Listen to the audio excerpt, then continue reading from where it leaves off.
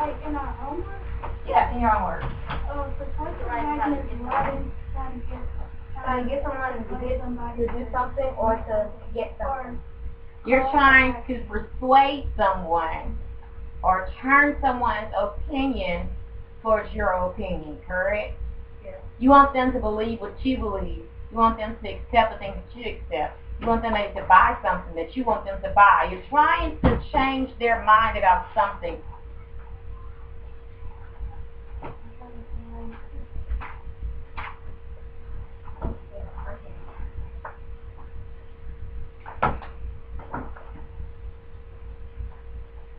What are some forms of persuasive writing? Advertisement. Posters, magazines. Let me try. TV shows. Commercials. Commercials, television, radio, magazines, books, advertisement, all of those are forms of persuasive writing. When you're starting off writing a persuasive essay, what's the first thing that you need to do? You need a topic. You need a topic. Yes, you need a topic. The topic has to come before the topic sentence. The first thing you need is a topic. Soccer versus tennis. A persuasive essay needs to be something that you feel strongly about. So if it's something that you could really care less about, you're not going to be too interested in finding evidence to support your argument. If it's something that you feel extremely strong about, then it's something that you're going to take time to research and look evidence up to confirm what you believe, your opinion. Correct? Okay. You find your topic. What's the next thing that you need to do? A topic sentence. You got supporting details? Intro. Introduction. Research. You need to do research. Why do you need to do research? To do what? To find what? Evidence to support what you're trying to persuade someone about. You need to find your evidence. You need to know all about your topic. If I go into a conference or a dance conference and I'm trying to figure out dance and I have no idea the dance vocabulary, dance technique, I have no idea what the genres of dance are, then nobody's going to believe me, correct? So before you try to persuade someone to do something, you need to know as much as you can know about that topic. For instance, if Devin wants to talk about soccer and why soccer is better than tennis, then he needs to know not only about soccer, but also about tennis. Because what's happening is if you're up here doing debating, and he's giving you reasons about things about tennis, why tennis is better than soccer, and you're saying soccer is better than tennis, but you have no idea what tennis is all about, how you score in tennis, how you do that kind of thing, then I mean, how can you argue? You can't. You can't argue. So you have to know about both sides of the argument. Now, when I say argument, it's persuasive writing the same thing as argumentative writing. When we talked about Monday. It's not the same thing. What makes persuasive writing different than argumentative writing? The persuasive writing is trying to make you think what you think. For argumentative writing is trying to think different. So the basic difference between persuasive and argumentative. Persuasive is not going to be rude. You politely give your argument. Argumentative, you talk about people and all that kind of thing. It gets really ugly. Persuasive, your emotions are strong, but it's not so strong that you're ready to basically argue about it. But you argue you argue in an educated manner. Now we talk about evidence. What's something that you cannot? What's a weak argument? What's that called? What's that called? What's it called? A fallacy. Name some fallacies. Straw man. Ad hoc.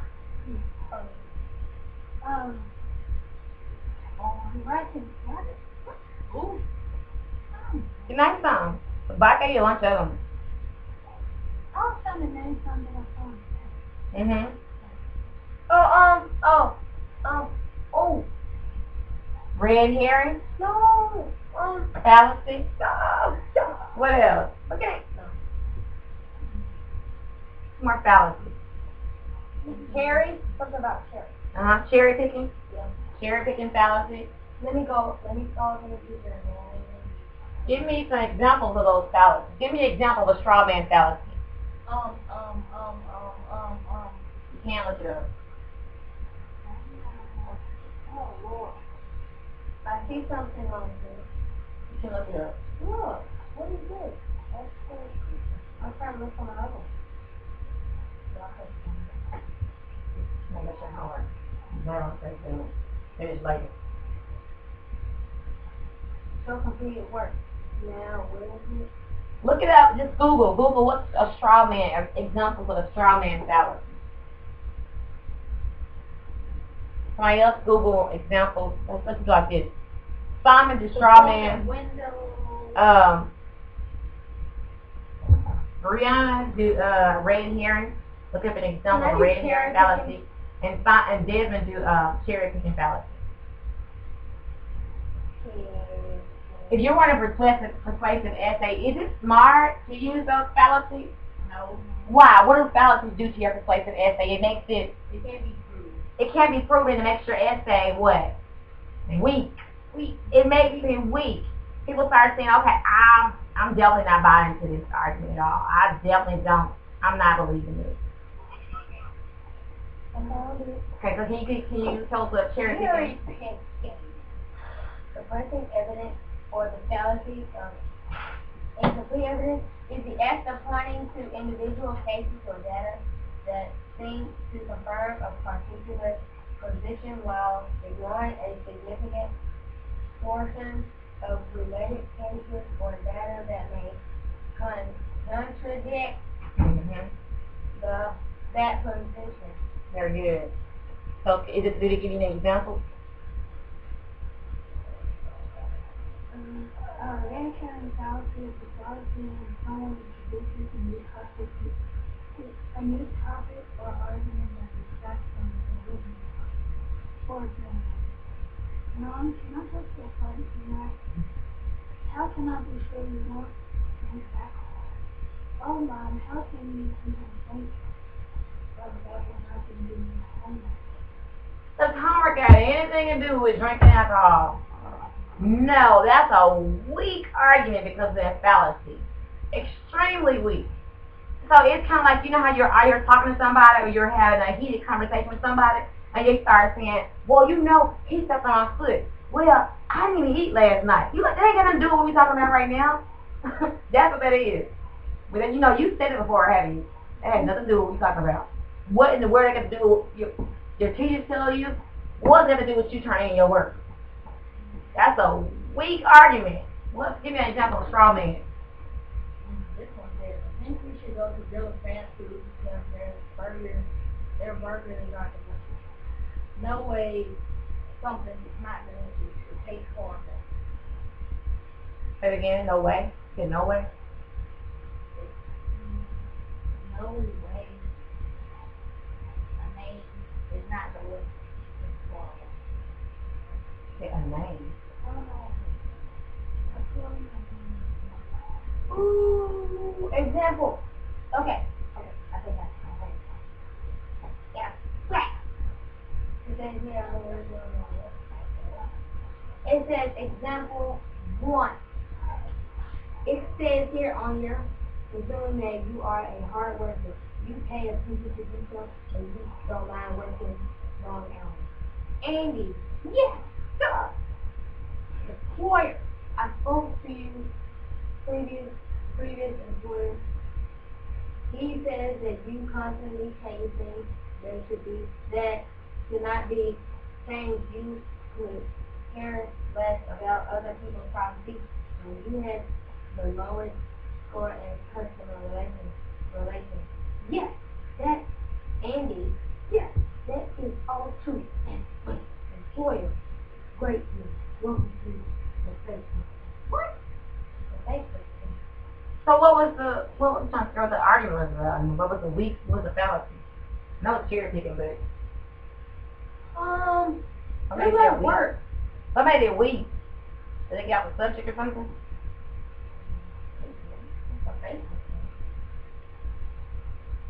I don't know. Customer relations.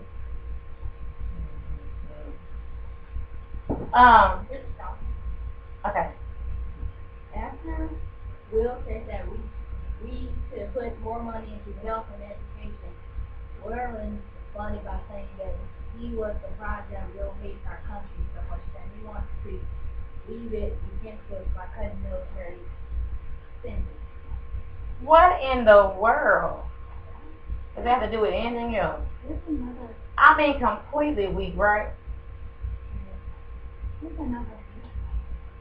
A teacher catches a student cheating during test. The student in the front says, I know I've made a mistake, but think of my kids. We're gonna kill you. No. Bandwagon. Yeah, bandwagon. What's a bandwagon? Famous pointed a drunken figure at someone and asked him to explain how so many people could believe in leprechauns if they're only a silly old stupid thing. John, however, had a few too many demons himself and fell off the chair. A bandwagon argument is when you see it a lot of times in commercials. And they'll give a commercial maybe about a video game. And they'll say, look, everybody's getting it. Everybody has it. If you don't have it, just go square. If you don't have it, just go lame. That's bandwagon. A bandwagon is the same. Have you ever heard the saying, jump on the bandwagon? That means everybody's doing it, so you should do it too. Popularity, that's another fallacy. Well, what's some of y'all here saying? If Beyonce is wearing apple-bottom jeans, then you should wear apple-bottom jeans. That's a popularity fallacy. That means because she's popular, you should do it too. Appeal to authority. What's appeal to authority? Yeah, definition? You said that because Okay. I think I got one. Another appeal to authority. Look, okay. So, appeal to popularity. I don't want to defend this position that everything isn't true. Locke says that he knows a scientist who also questions evolution. Okay. My fellow Americans, there has been some talk that the government is overstepping it down by allowing police to enter people's homes without the warrant traditionally required by the Constitution. However, these are dangerous times and dangerous times required. What? These are dangerous times and dangerous times require appropriate action. I have in my office thousands of letters from people who let me know in no uncertain terms that they heartily endorse the war against crime in the United States. Because of this overwhelming approval, it is evident that the police are doing the right thing. I read the other day that most people really like the new gun control laws. I was sort of suspicious of them, but I guess if most people like them, then they must be okay. Jill and Jane have some concern that the rules their authorities had set are right in character. Since Jill is a decent person, she brings her concerns up in the next meeting. The president of the authority assures her that there is nothing wrong with the rules. Thank you, David, so much. Thank you, David. It's almost over. Thank you. What we're going to do today, I'm going to get you started on when you're writing an essay, the first step you do a rough draft. What's a rough draft? A draft that you have to write. Well, that's brainstorming. Brainstorming is when you brainstorm and think about all your ideas. You revise it. And sometimes you do what you call peer review. And that's when all your peers are checking your work for you. When you do a rough draft, what I'm going to do is I'm going to, after you get done with your rough draft today, I'm going to go through your paper, circle all the grammatical errors, If something be capitalized or lowercase, I'll make that mark. If something is spelled incorrectly, I make sure I tell you that it's spelled incorrectly. I'll go through your paper with a red pen and I'll make those revisions. You go back and you correct those problems, and then you turn what you call a final draft. A final draft is what you need to. A final draft is what you're using to because you're turning in for a grade.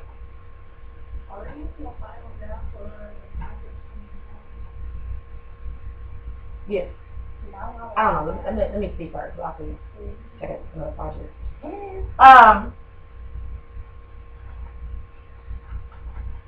Do we have to all do? Can each of us do the same one? On your final draft, you need to make sure that everything is corrected. Your whole essay should consist of 5 paragraphs. Good. Can people do the same one? Okay. Like the same rough draft? Oh, also, make sure that you're not copying and pasting anything online. It's called plagiarism. If you're gonna take anybody else's words, you have to cite what they're saying. And we'll talk about citations later on. Can people do the same thing? The same topic? Yeah, do a different topic. Because I said I was doing soccer. Okay, well he's doing tennis versus soccer. But it's the same thing. It's not the same thing. You're doing soccer. Yes. Even though it's the same sport, they do it. Are they different sports? So soccer versus tennis, soccer.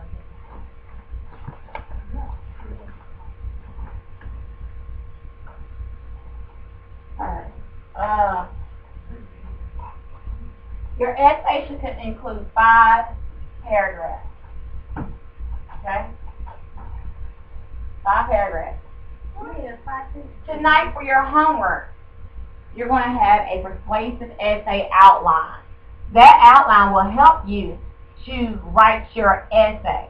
Today in class, you're going to do a quick rough draft, and I'll make sure I revise it and show you what needs to be corrected. But when you get home tonight, you're going to fill that outline out, fill it all the way out, and then from there, you're going to go back and revise your paper. That outline's on Juno, so you need to turn everything in on Juno. It has a space that you can type everything in. Okay? I need to know your topic. You need to find a topic. First of all, Simon, what was your topic? Tennis is better than soccer, right? Yours is soccer is better than tennis, correct? What is yours? Soccer is better than soccer's better than basketball. And what's yours? Okay. Come with your topic like in 2 minutes, because you're going to have to do a rough draft today. What's something that you feel strongly about? That's not something you feel strongly about. You change it because it's fine. You need to go back to topic soccer versus tennis. Yes, because I mean, you'll feel stronger. You'll feel a stronger emotion about it because you're trying to get everybody to side with you instead of Simon. And Simon, you're trying to get everybody to side with you instead of Desmond. You cannot write this persuasive essay and give me a weak argument. Tennis is better because of Venus and Serena. That's weak. That's called popularity fallacy. That's not true. You cannot prove that. What arguments can you give me to make me think that tennis is better than soccer? Is it the practice? Is it the way it benefits your body as far as your health is concerned? Is it something that helps you to learn better? Is it something that helps children around the world? So, I mean, what makes tennis better? In your own terms, or your own words right now, Simon, what makes tennis better than soccer? Because if y'all can give me very strong arguments right now, you're going to need to choose another topic. What makes soccer better? I'm sorry. What makes tennis better than soccer? What makes soccer better than tennis? Soccer contains more energy and more exercise. Can you prove that? Yeah. Because all you do in tennis is have a big oversized stick with some strings on it, and you have a little bitty ball that you bounce about 3 times before you start. 1, 2, 2. And then you throw it up, you hit it. So you're saying you have to use more energy with soccer than with tennis? Yes. I don't agree with it. What? I mean, you haven't persuaded me to believe you, so I still don't believe you. You have no great argument for me. No, I don't believe you. Because as far as I'm concerned, and as far as I know, when I see people doing tennis, it seems like a whole lot of work as well. Because in both sports you're running. In both sports you're balancing somebody up, or you have an opposing team or an opponent. So how is that better? I don't believe you. That means you have a weak argument. What's another argument you have? Huh? What's another argument about soccer being better than tennis? There is more.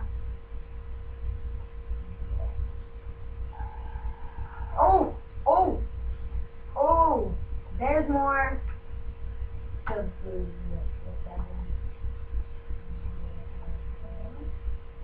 No.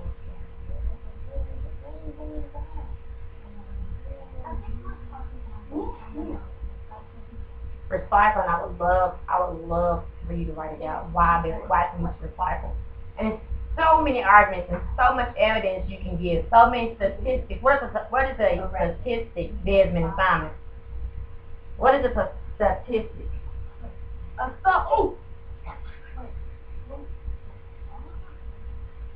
I mean, anybody. It's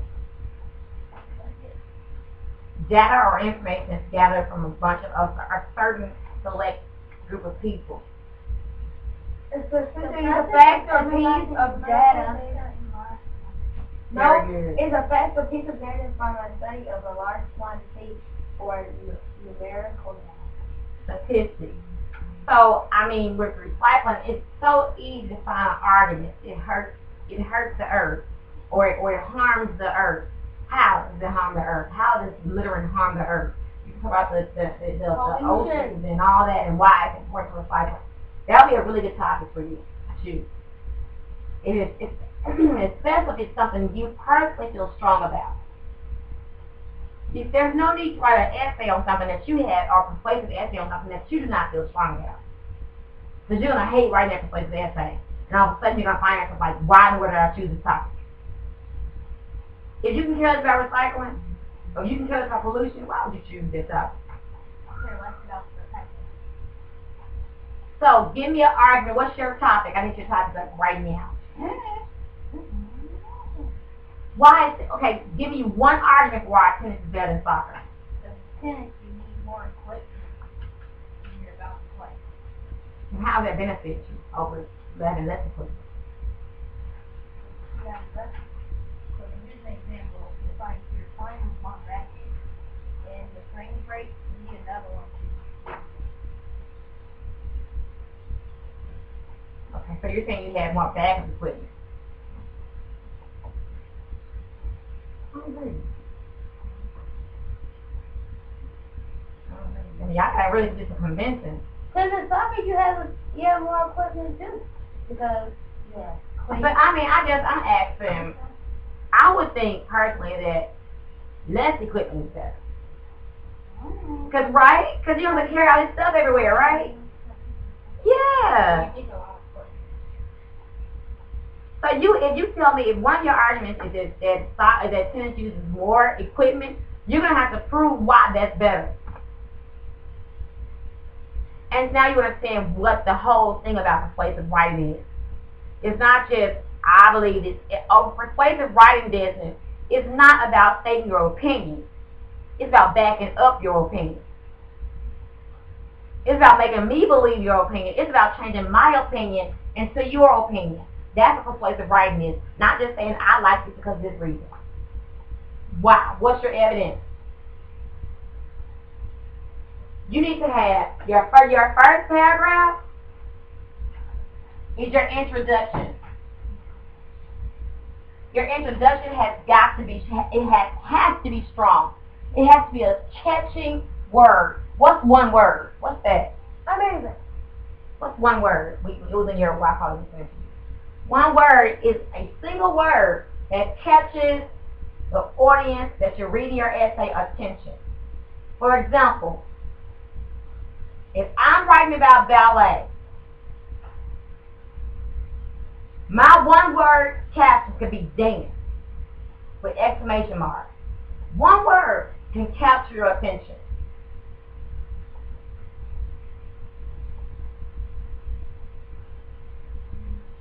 So you start off with one word? No, I'm just saying that's an example. You don't have to start with one word. You can start with you can start with a story. You can start with one sentence. But your intro should include your topic sentence. It should state your topic, and you'll have all this in your homework too, so you look at it. It should state your argument, what your arguments are, and it should have a conclusion. You need 3 arguments. For what, the introduction? You need 3 arguments for your whole essay. Each argument will be in a paragraph. Okay? Under each of those arguments, you need evidence. So this is how it will be. You will have your intro.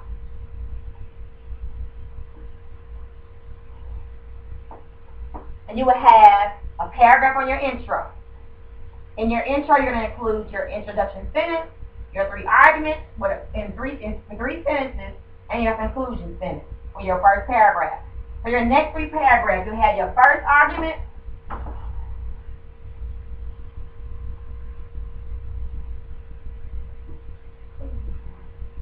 evidence. I need evidence for your first argument. Strong evidence, not fallacy. Not something that cannot be proven. Something that can be proven. I need numbers. I need, well, they took this survey and blah, blah, blah. Well, 5 years ago, 10 years ago. Strong evidence. If you hand in a persuasive essay that has a weak argument, I'm turning it right back in. Or either I'm going to give you a 0. One or the other. Y'all depends. It has your first argument. That's your second paragraph. Your third paragraph, what would it be? Second argument. Your fourth paragraph. Third argument. Each of these arguments need to include evidence. What do you think your fifth and last paragraph will be? Conclusion. Your conclusion, which restates your what? Argument. Topic and your argument, and then it concludes the whole. Yes. So can I give an example of this? Like, I am writing my topic on. No, you don't say I ain't writing my topic on. You say tennis is so much better than, or soccer, blah, blah, blah, blah, because blah, blah, blah, blah, blah. Something really strong. I should look at your paper and say, okay, I do not want to read this.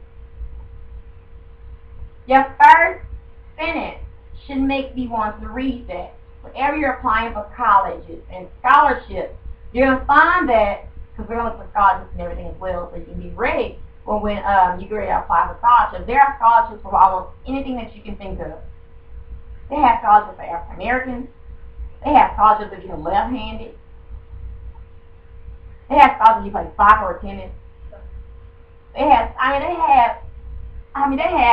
scholarships for redheaded people. They have scholarships for just about anything you can think of. Anything.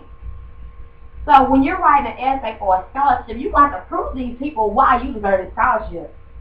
In other words, you got to persuade them to believe that you truly need the scholarship and you deserve it.